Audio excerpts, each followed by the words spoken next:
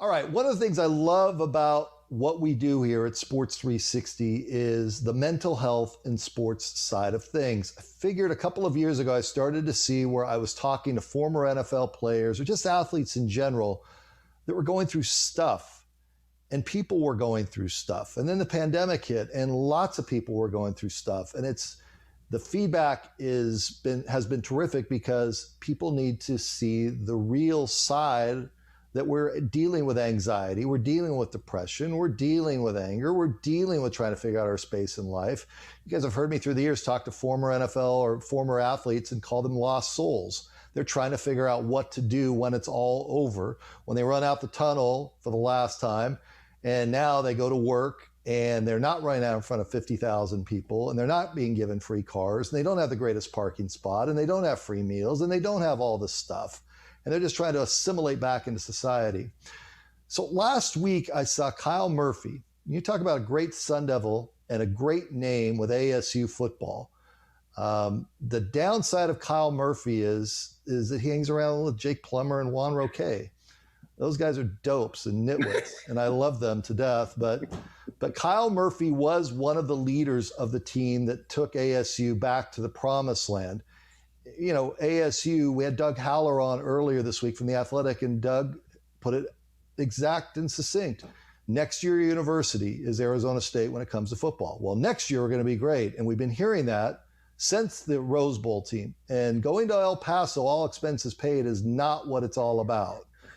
So Kyle is doing his thing on social media. He's working with athletes on the offensive line side, which is great. But I noticed that he started to become vulnerable and wide open on some subjects that I felt like, I'm just going to reach out. And if he doesn't want to talk, it's cool. So first and foremost, Mr. Murphy, without long-winded buildup, it's good to see you, Kyle. Where are you these days? What are you doing? How are you doing? I'm doing well. It's good to see you too. I am currently in my classroom. I'm a teacher in Garden Grove, California. I teach at Pacifica High School. I am a special education teacher. I've been doing this. I'm in my 15th year, which doesn't seem possible. Yeah, I started 2006 is 15 years ago, which is bonkers, seeing as we, went in 1996. So it's like all of it is a lot. But I'm doing well. I'm married, been married for 15 years. No, check that. 17 years, going 17 right. May. Get it right, man. Don't get it wrong. I know. That's brutal. Bad math. And then I've got two kids who you see them on social media, Twitter all the time, which is Blue-Eyed Freckleface and Beefcake, who are 11 and 8, and they are eating us out of house and home. He's 8. He's not going to be 9 until July, and he is basically right to the middle of, he's right underneath my chest. And it's I don't know what is going to happen. And now it's funny because now I really feel for my mom and my dad and everything they had to go through with me and feeding me and all of that kind of stuff. So, but I'm doing good. As you said, just, I started these are things that I've dealt with before. I was in therapy when I was in 7th grade, dealing with stuff with my biological father and how I was handling that and what was happening, and it helped. And then I didn't go to therapy when I ended football, but I needed to. I should have. I was in a depression for a year. It was hard. And as you in the buildup, your whole life. And it's not so much the thing, for me, it wasn't about the stuff I got. I think it's just, that's what your whole life is about, right? That my whole life was, yes, you go to school, but your life isn't about school. School happens, and school is what you do. Sorry about the buzzing. This life is about sports. It's about doing well and doing those things because that's what you're really there to do, right? And your time is and particularly in football, so regimented, right? So learning that skill, and then when that's done, what do you do with all that downtime? For me, when I was in school, and even just my personality, nobody's harder on me than myself. Like, and too much so, like so much so that, I mean, friends will tell you, they'll talk about, kind of like the buildup you did for me. Like that makes me uncomfortable. It doesn't make, like, I loved my time and I love talking about friends and I love talking about like what the team did. I don't like talking about what I did. It makes me uncomfortable. And part of that's my personality. Part of it's, the position I played. But all of that, you're trying to figure all of those things out while you're also going, okay, what do I do with my life now? Like not just dealing with all that time. It's, what do I do now? I mean, I got a degree in broadcast journalism. I thought that's what I wanted to do. Realized I loved radio and loved doing the things I did, but also realized I didn't like being on the outside looking in of a team, right? I liked being a part of it. And I didn't want to stay in Arizona and for a variety of reasons, the heat being one of them, opportunities for my wife for her job and what she did. And then, I think it's, for me, I needed to get away. I needed to just not be, and as my wife put it recently, she put it very well, your world is much bigger than you, right? Because of who you are. And then I was also, on the radio, FM radio with Dave Pratt. So there's a whole nother segment of fans that knew me. And so when you know that many people, you are always on, right? As professional athletes know all the time, they're on, you can never be off. And so that's exhausting, right? And it's not something I revel in. And so moving back to California was good for me. And I ended up getting into high school coaching and then, just poured everything into that. That was easy, right? It's football. I can pour myself into it.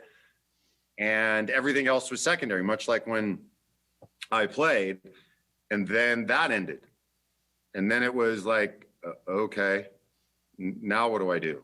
And, and I had my kids, we had our kids. And so there was that, but again, it's a lot of trying to figure out. And, that's not talked about. Like, it's just not talked about. You don't talk about it because much like you don't talk about death, right? You don't want to talk about the ending of something. However, if you don't talk about it, you don't necessarily have a plan. And there are guys who have better plans, right? There are, Damian Richardson had a plan and he has executed that plan and he's now an orthopedic surgeon. Kirk Robertson had a plan and he's a pediatric dentist. Not to say that they didn't go through their own things. It's just, I didn't have a clear-cut plan of what I wanted to do or I thought I did, and then that changed. And so when I got to this point where I texted or I tweeted last week, it was, I've been in therapy for 6 weeks and it's just, there are things about myself that I've known but thought I could overcome. That, I would have these discussions with my wife and we were in this, kind of a bad cycle. You're good, you're good, you're good, you're good. And then every disagreement, not argument, every disagreement turned into an argument or turns into, I get super defensive or whatever the case may be. And that cycle needed to end. And I didn't really realize it's been about 18 months, 2 years where I haven't really felt great about myself and where I was. And a lot of that is a byproduct of those things, not, and as I wrote, not living in the gray. I'm not great at that. And football doesn't make that easy. You're very, it's a very black and white. It's becoming more collaborative, but it's not a collaboration. Sports in general hasn't been. You're a coach, you tell people what to do, and that's how it is. And so that's how I've lived my life, right and wrong. That's how you do things. Kyle Murphy with us for a couple of minutes. This is starting the conversation. And so the conversation that I am having with you about life after football, but you said a lot there. So let's unpack this. If you're uncomfortable, just say, Brad, I don't want to talk about it. It's fine. And I'd like to address, I'm more than comfortable and I appreciate you providing that.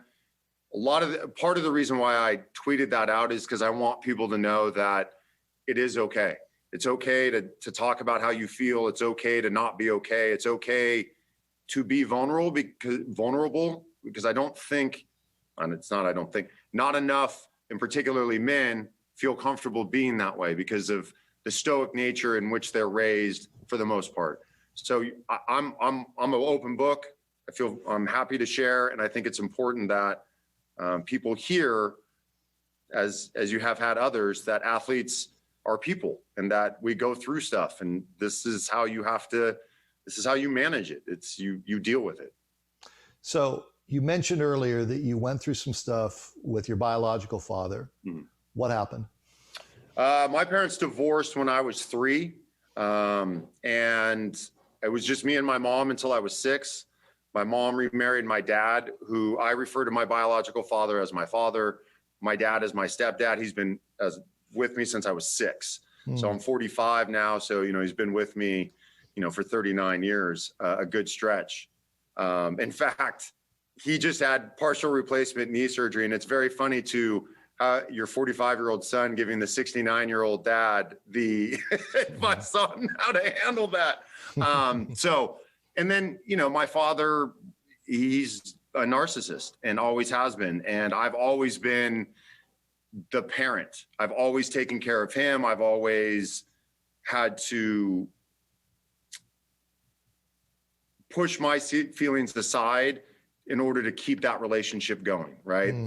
To get over stuff. And, I've been the kid who has sat on the steps, the after school special where you're sitting on the steps and you're waiting for your father to pick you up and it doesn't happen. I've been, I had my bike, I was mugged and my bike stolen, a bike he got me. And he, the first thing he asked is, did I put up a fight? Not if I'm okay, those kinds of things. And so it came to a point where, I have realized that it's too toxic for me. And I don't love the word toxic. It's more, I just don't have time for it. Like in my daily life, I don't have time to take care of him. And so that's part of it, that feeling like I've always been a parent or I've always been an adult since a certain age. And so the position that you played in football, people may not know. There's people that do know. Obviously, you were on the offensive line. You were a protector. Right. That's ingrained in you to protect. Everything about that position, which I love, and I think it's important. I love that feeling of protecting. Mm-hmm. But it's you are sacrificing yourself for the adulation of the team and the adulation of others, right? The quarterback, the running back, the receivers, and you do so willingly.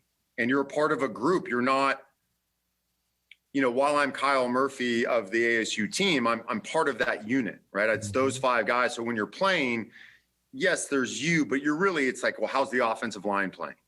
And so you're a group. You're not an individual, so to speak. And you don't necessarily have to deal with those things, but that nature of being a protector, of putting yourself second, is something that isn't always healthy. It's not always healthy. You need to put yourself first. And I'm terrible at that because I feel, as I wrote, I feel egotistical. I feel arrogant. I feel people are going to look at me and say I'm trying to bring attention to myself.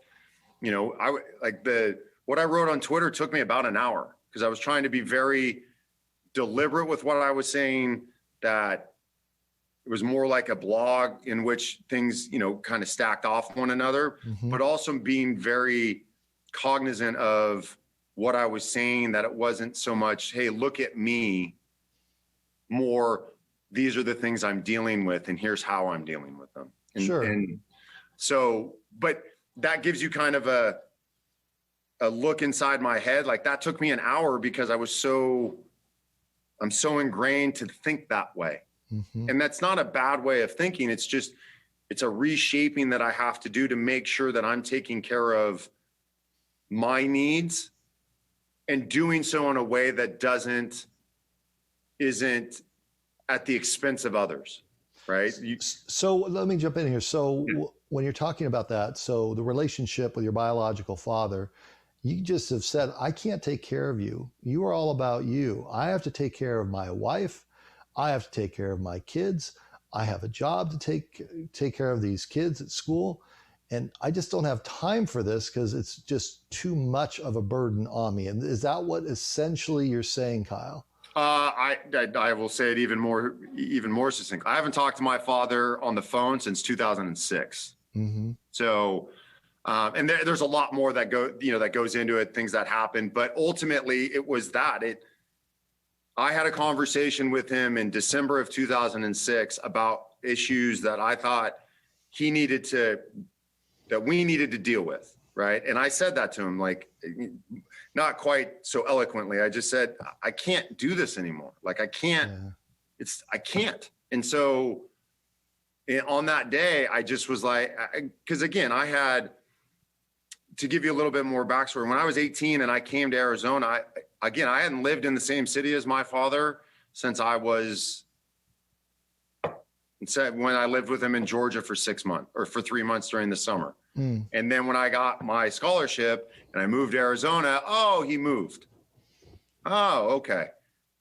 And so he and I had that conversation at breakfast, but it was up to me to say, okay, the things that have happened in the past, I'll put behind us, right? I'll put behind me and I move forward. And then I was dealing with those same things. So that's 93, 94, 93. So I'm dealing with those things again 13 years later in 2006. As you said, we didn't have kids yet, but I had my wife and I'm like, I'm done. Like, I can't anymore. Was it impacting your marriage? It wasn't, no, it was him, but I think it would have, right? And I think, well, I shouldn't say that. I think how it impacted my marriage is that she saw how hurt I would get at things that he would not do, or, reach out, or how you spoke to me.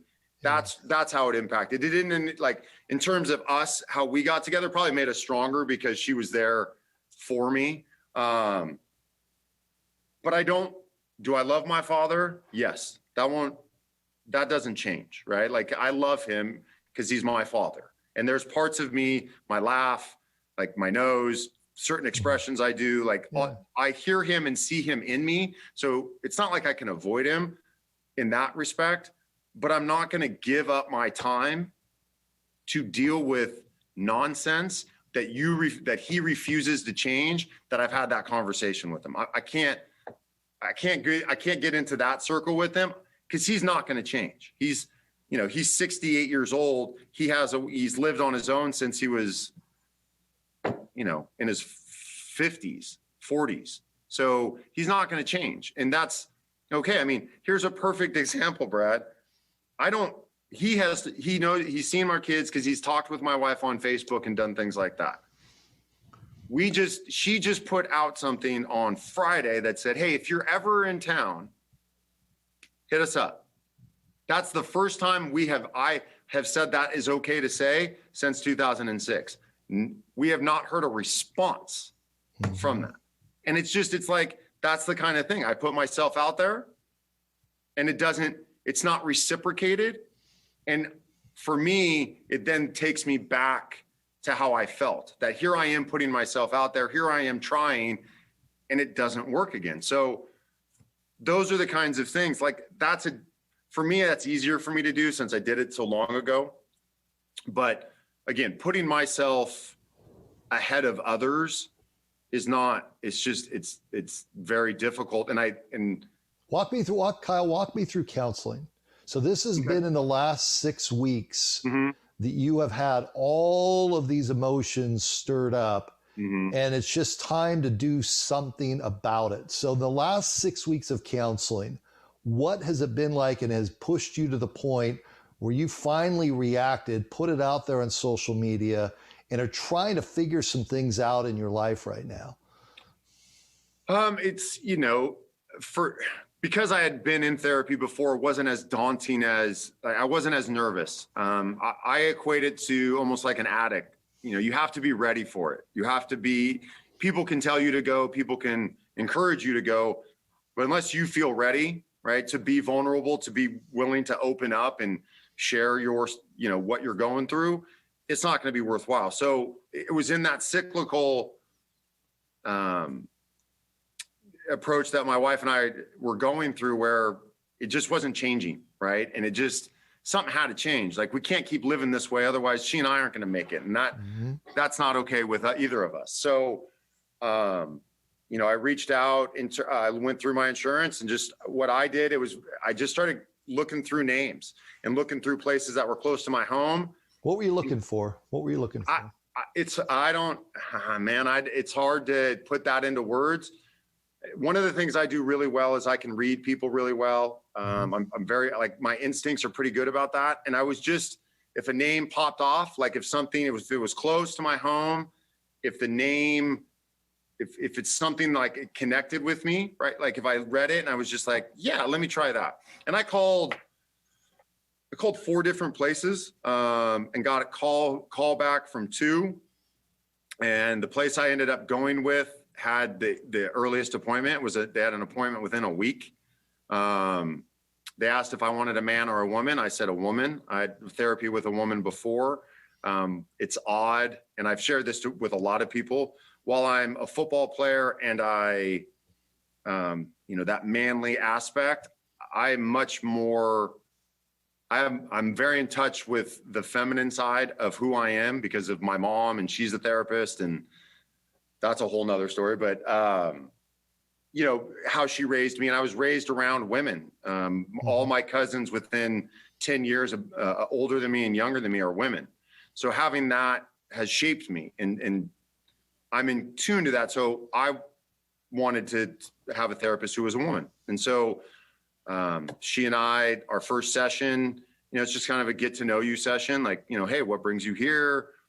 And you just start kind of talking. And as you can tell, like, I've never really had a trouble speaking. You haven't. As long as I've known you, haven't had problems speaking. Right. I know that. I wanted to go into journalism. And so what did you tell her? What did you say? When she said, why are you here? What did you say? Could you even put it into a simple sentence or two? I said that a lot of what I've been fighting with my wife. We have these good patches, and then these not so good patches. And, I'm trying to figure out what those are. And I think what I told her was it needs to change. Something needs to change within me, right? I can't keep going. I can't keep going in the same circle. It's not healthy. I don't feel good about those things. And then it, kind of like what this conversation has happened, you start talking, and then that leads to another thought. And then that thought leads to something you've gone through.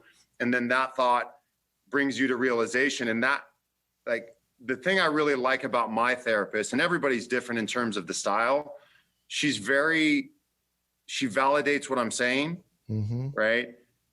Asks a few questions, but really allows me to just talk and get stuff out. So by allowing me to talk, that's where she found that I use the word but a lot. So I was doing this, but I did that. What she told me, and this is part of living in the gray, is that when you take the but away, right? So, hey, you did great. This would be great for students. Hey, you did great, but remember to do this, this, and this. Well, what happens is that the brain doesn't hear. Once you say but, you've discounted everything you've said before that. So it's learning how to put a period on those things, right? Hey, you did great. Remember, So that, because what it is doing is telling you that two things are acceptable at the same time. Whereas but tells you just there's only one thing that's acceptable, and life is not like that, right? There are multiple things that happen at once. So allowing me to talk and share that, she brought that up to me, and then guides me, how can we do that? Or there's role playing where, hey, I need to bring this up to my wife. I again, as I said in the tweet, I concentrate on the words a lot, but I've lost the tone. And so the words don't really matter if your tone is disrespectful or puts people on the defensive. So, working on that, how can I phrase a question so that it doesn't come across as I'm demanding or I'm expecting, but I'm legitimately, I want to know your answer, right? As opposed to I know what the answer should be, and I'm framing it that way. So things like that. You've been in therapy now 6 weeks, right? Yep. And in those 6 weeks time, the key point here for the audience is this stemmed from you and your biological father, but it did spill over into your marriage, and you're trying to figure out the biological father situation as anybody would, but you may not be able to. Am I summing this up correctly? I don't want to. No. I'm curious about things like, did you ever have your dad come over to you at Sun Devil Stadium after a game and say, "I'm so proud of you, son"? And that was it. Was he at any of your games, or was your relationship gone? First, part of it is him. The other part is my family and how I was raised, and my dad, my mom, my stepdad, my mom. My brother's 9 years younger than me, so I took him around with me a lot, right? Which is, again, I'm very much a parent figure to him, or I was. That has changed now that he has his own kids, and so those things. Guilt was a big thing, right? In my family, putting guilt on people, and so dealing with that. Again, that goes back to, if you start talking about yourself, I start feeling guilty about myself, right? Like those things. And so, yes, my father went to some high school games to visit. My father it seemed like it was to talk about me. Like it wasn't so much to get to like where I am. It's like, hey, look what my son's doing. And yeah, he went to ASU games because he lived there and loved it. And I've gotten, and for my stepdad, that's, his family, his side of the family, when he married my mom, wasn't thrilled that she had a son already. And so I had to deal with that crap as well. And the way they treated my mom. But of course, when I became player at ASU and tickets are available, hey, can we get tickets to a game? Yeah. And I have fought with my dad about that, my stepdad about that. I was pissed. I was angry. I was like, no, I don't want to. But there and then I did it for him, right? If I didn't, it would have caused him a lot of consternation. And so I did it for him. And so it's all of those things.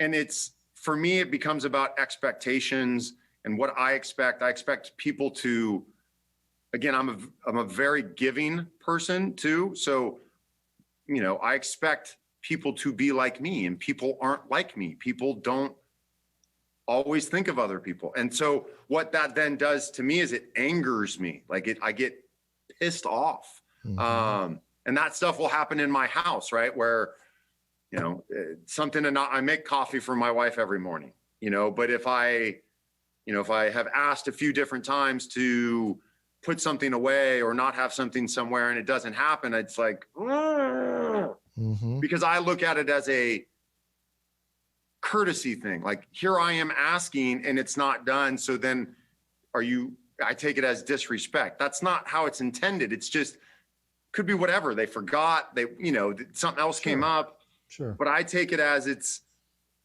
personal against me, and it's not, right? It's not. And so not everything is DEFCON 5. It's just. That's a good way to put it. What I'm curious is I want to bring football back into the discussion a little bit.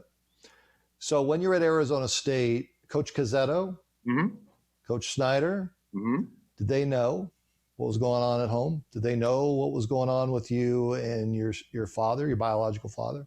They knew my family, and they knew my parents were divorced. I didn't reveal any of that, like that piece of it. It was just Cazzetto always asked about my mom and dad though. So like, how's your mom doing? How's your dad doing? Is your brother all right? Like, he always has made sure to ask about my family, and as he did with others.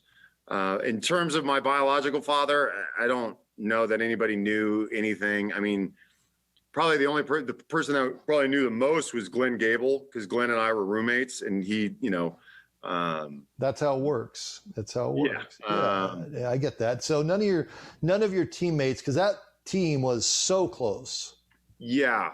They just did don't not know. They did not know what was going on. no, and I think if you were to talk to the majority of guys, the majority of us didn't know what was happening, like that personal, what was going on in your life. If there was chaos, where was it? Now, you would get pockets, right? Like I would say the offensive line knew, kind of what we were going through in terms of just a day-to-day, life thing and how you're dealing with your girlfriend and school.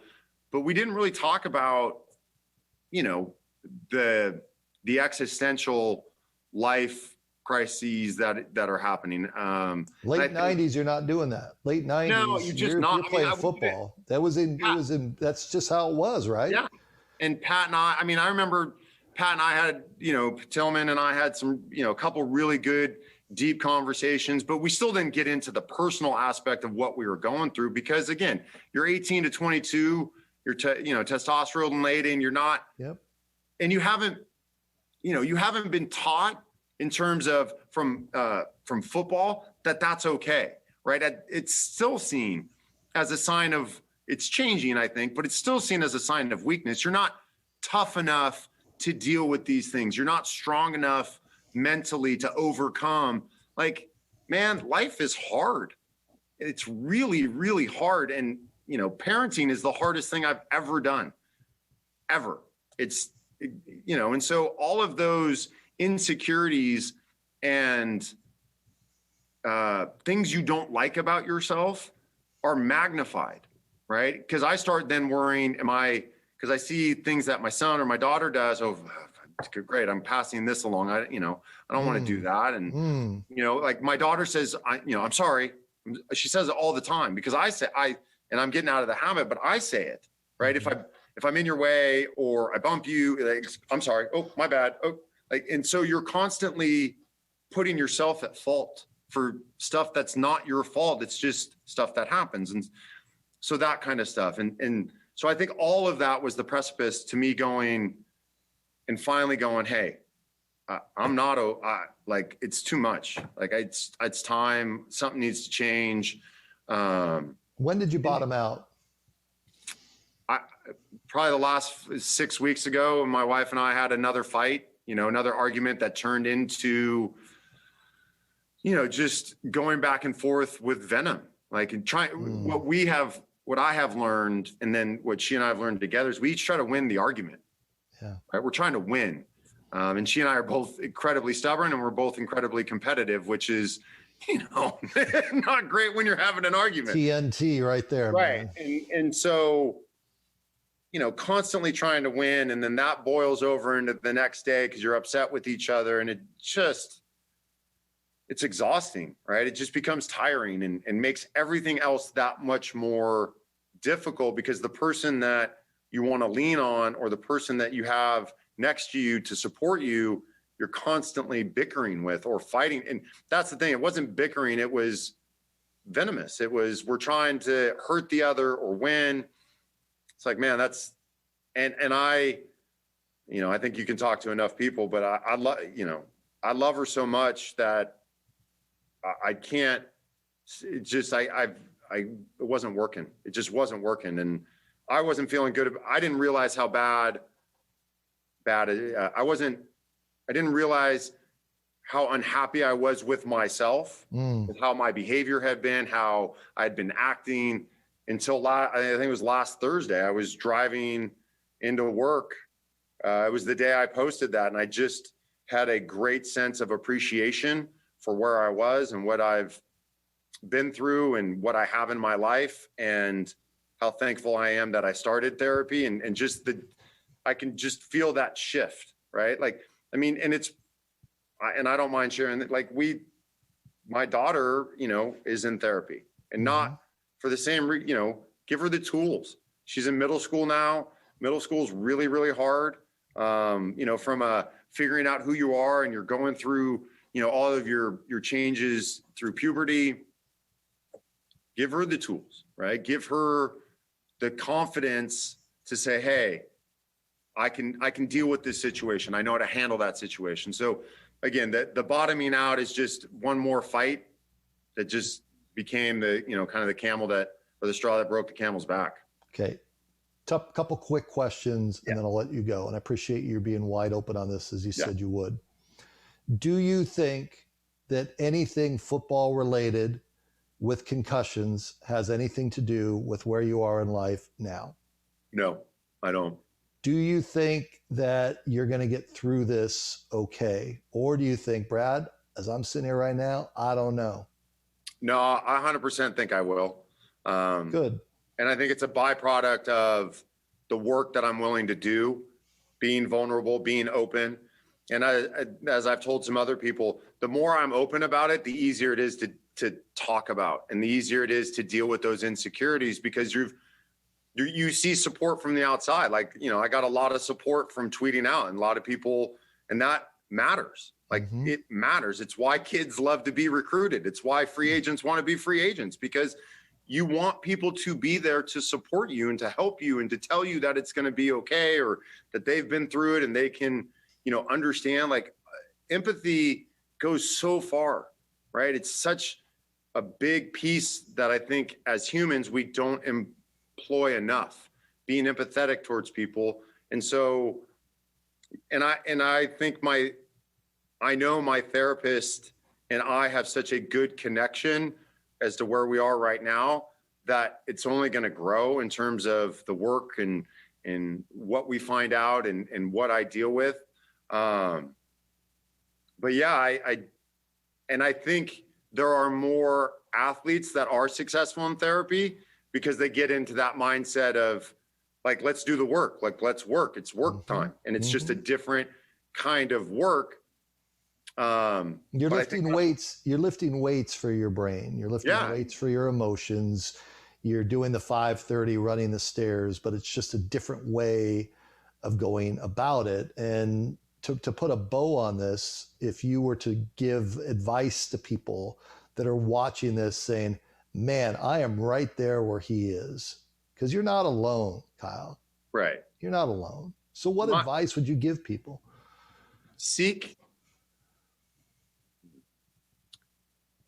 When you feel ready, if that person is ready, then people can look. If people are unsure, they can DM me and we can talk about it. And I don't have a problem with that. I think if you are thinking about it, then you should go. Then you should, see what you can afford, see what your insurance is what you're able to do with your insurance, all of that stuff, and then go. And then the biggest piece of advice I would give is that understand that you may not find the therapist that connects to you right away. It's like medication. Sometimes you need a different strength, you need a different type. Sure. You have to be willing to tell people or trust yourself and say, I don't feel connected. I don't feel like that person hears me, or whatever the case may be. And it's okay to then say, you know what, I need to go find another one. Because not every therapist is not for every person. But it's like I was just telling my son the other day, it's like the right decision. He knows right from wrong. I said, if you have to think about it, you know what's wrong, bud. Yeah. Right? So if you're thinking about it now, then to me, you're ready to go.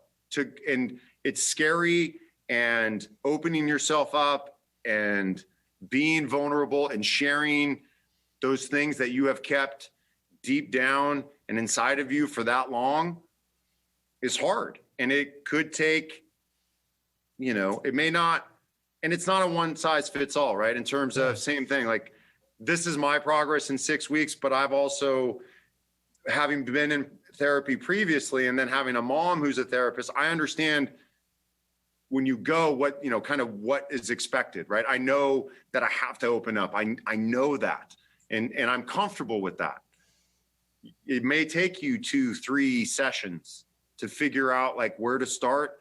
In fact, I had a session, I don't know, I think it was 4 weeks ago, where I just was run down, and she and I couldn't think of stuff to talk about. And I was just like, I don't know what to talk about. Like, I don't know. Like, nothing's really bothering me. And then it's just a series of maybe 1 or 2 questions that propels me to think, and that may lead me to something else, but that's okay too. It doesn't have to be 50 minutes of bleh, right? It's okay. I think it's also important to, like, I've said to my therapist, I don't know how to say this. I don't know. Like, I don't know. I'm kind of lost. Like and again, it's just a matter, you have to be willing to be open.